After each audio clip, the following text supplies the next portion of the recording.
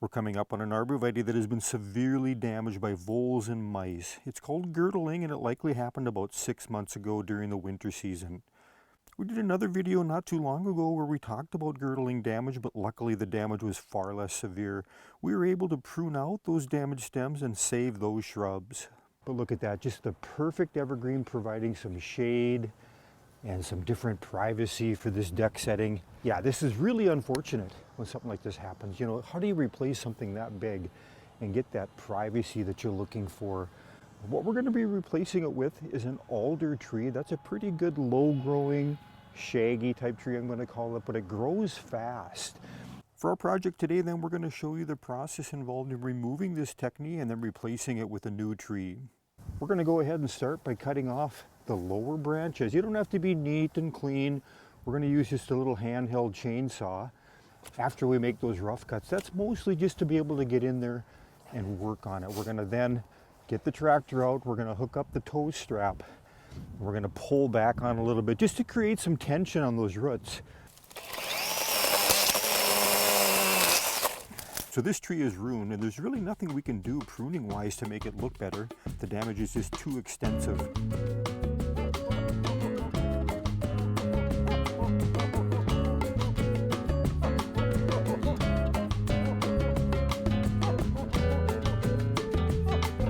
What makes a project like this even more difficult is that retaining wall. That's going to be a tight angle in there with that shovel. You just don't get any leverage point.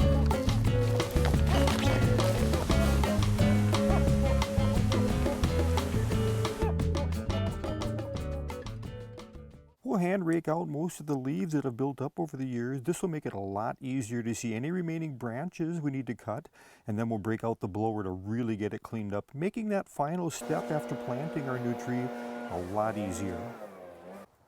We're about midway through the project here, where we've cut back enough branches we can get in there with the shovel.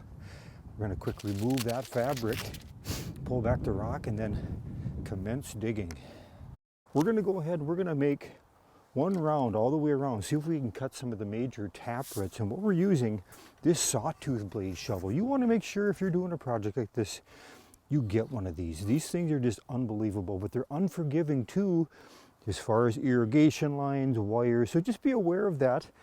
There, we finally, I think, hit a major root.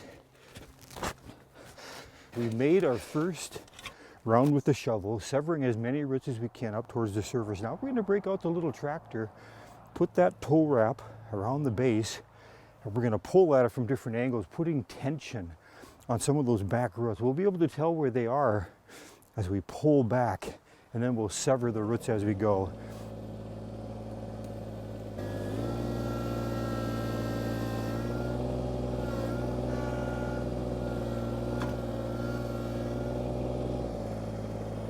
We'll see if we can sever a few more lower roots, and then we're really going to give this thing a hard tug.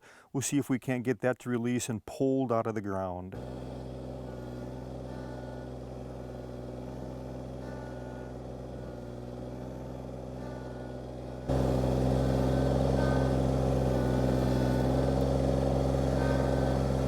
So I'm a little surprised it popped out quite that easy. I was expecting some deeper taproots.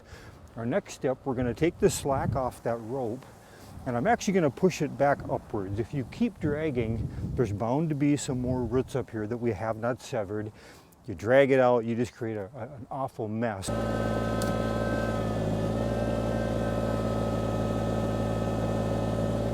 And there you go, we've severed our final roots on this side, so the plant should be free all the way around. We're going to go ahead and get this wrestled into the bucket now, see if we can avoid any problems loading it up into the truck. I'm guessing with that root ball and the remaining branches, we're dealing with about 150 to 200 pounds. My bucket's just a little too small for it, so we're going to have to figure out how we're going to leverage it and keep that root ball in there. This is about the time in the video where you say, wouldn't it be a good idea to just get somebody to help you?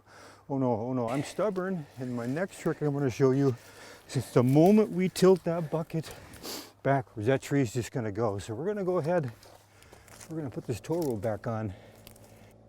So when I get back in the driver's seat there, we're just going to pull on it, just like somebody else was here. I've got a pretty clean driving record for some 40 years now, but reverse is where I've struggled. Yeah, I've got some hash marks on the chalkboard when the stick is on the R. We'll see if I can stay out of trouble here.